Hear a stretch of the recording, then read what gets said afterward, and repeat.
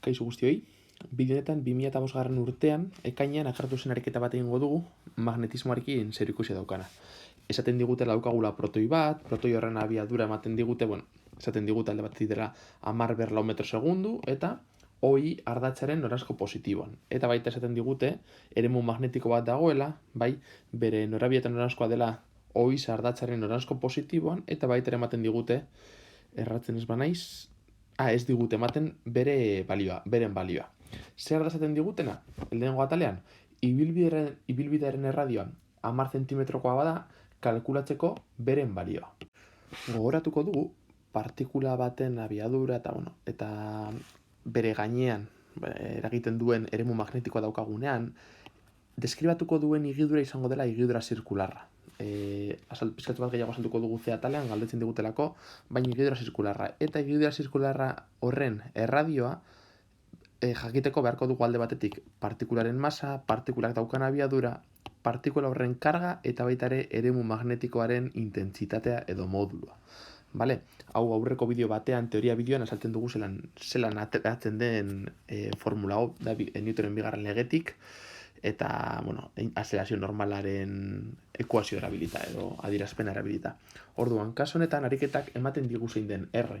R ematen digu, baita ere ematen digu protoiaren masa, baita ere protoiaren abiadura eta protoiaren karga. Eta eskatzen digute B, beraz, erraz egingo duguna da B askatu eta kalkulatu. Beraz, B bine eskatu dugunean, sartzen ditugu protoiaren datuak, hemen adierazita daudenak, eta eragiketa goiterakoan lortzen dugu, eremu magnetikoaren intentsitatea teslatan neurtzen dena izango dela 1,04 bidramar/-3. B atalak esaten digu, aurkitu protoiaren gaineko indarra, modulua, norabidea eta noranzkoa. Kalkulatu beharko dugu indar magnetikoa, eremu magnetiko baten menpean mugitzen delako gure partikula kargatua. Indar magnetikoa kalkulatzeko, aurreko atalean eremu magnetikoaren intentsitatea kalkulatu dugunez, eta baita ere dakigunez eremu magnetiko horren norabide eta noranzkoa ariketak ematen digulako, eta baita ere abiaduraren modulua norabide eta noranzkoa ezagutzen ditugu ariketak ematen digulako, eta gure partikularen karga, oda protoiaren karga, datu guztia daukagu indar magnetikoa kalkulatzeko. Gogoratu zelan egiten den biderketa vektoriala, jarriko ditugu zenbaki guztiak, eta alde batetik zenbakiak egingo ditugu, eta beste alde batetik vektoreak.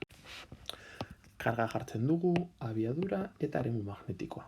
Zenbakiak direnak, hau da vektoreen utariak kenduta beste guztia eskerrara ematen dugu haien arteko eragiketa egiteko eta hauen arteko biderketa hau ematen digu, eta J eta I biderketa vektoriala geratzen zaigu. Gogoratu biderketa vektorialean, J-tik ira joateko kara joaten gara, baina nola egiten dugun gezien kontra, K izan beharrean minus K izango dugu. Hau biderkadura vektorialaren bideoan osatzen dugu.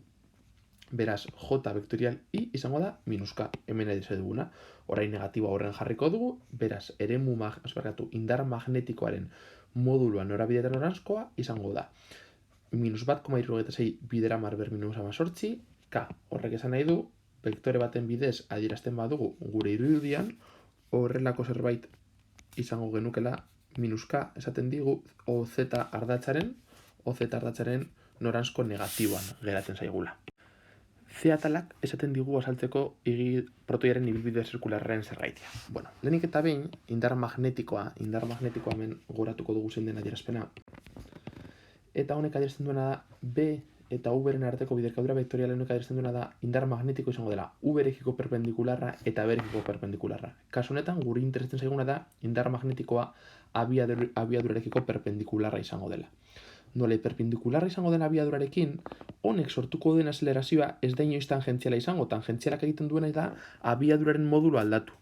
Nola perpendikularrak izango diren beti, gure abiadurak, gure indarrak egingo duena izango da azelerazio normal bat sortu. Ez dio ni modulu aldatuko, baina eragingo diona da norabidea eta noranzkoa aldatzea. Batez ere norabide aldatuko dio. Beraz, hauek perpendikularrak izanik esan dezakegu indar magnetikoa izango dela azelerazio normalaren sortzailea. Horretaz aparte ez da nahikoa horrekin igidura zirkularra izateko, indar magnetikoa konstante izan behar duelako. Indar magnetikoaren modulua izango da karga, abiadura eta B eremu magnetikoa. Karga ez da aldatuko, protoiaren abiadura ez bada aldatzen eta printzipioz ez da aldatu behar, indar honek egiten duena da ari gara hitz egiten abiaduraren moduluari buruz. Honek egingo duena da norabidea aldatu, baina ez modulua, beraz, V konstante mantentzen da. Eta eremu magnetikoa esaten ez badigute kontrakoa, hau baita ere konstante mantentzen da, orduan, honen modulua konstante mantenduko da. V, B eta FB konstante izango dira. Eta indar magnetikoa azelazio normalaren paraleloa edo sortzailea bada, eta horretaz aparte indar magnetiko hori konstantea bada, bi baldintza hauekin esan dezakegu gure protoiak jarraituko duen higidura zirkularra izango dela. Azken atalak esaten digu, protoia izan beharrean alfa partikula izango dugula. Esaten digu, alfa partikularen karga izango dela protoiaren bikoitza, abiadura berdina izango dela, eta erradioa bai, higidura zirkularra horren erradioa bikoitza izango dela. Ez da esaten digute kalkulatzeko alfa partikula horren masa. Erradioaren adierazpenetik abiatuta, askatzen dugu masa, eta masa izango da erradioa bider karga bider eremua, zati abiadura. Ni jarri dut orain kasunetan, emetikona bakarrik.